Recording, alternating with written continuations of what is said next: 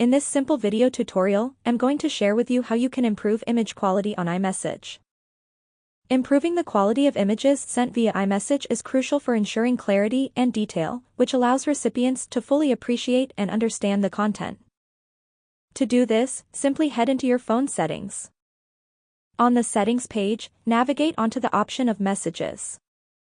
You will then navigate onto the very last option of Low Quality Image Mode. Make sure to disable this option. When turned off, images sent will be of a high quality compared to when this option is turned on. By default, this option is always enabled, so just turn it off and your sent media on iMessage will be of great quality. That's how easy it is to improve sent image quality via iMessage. If you have any questions, just let me know in the comments section down below. Please don't forget to leave a like, share and subscribe for more video tutorials like this one.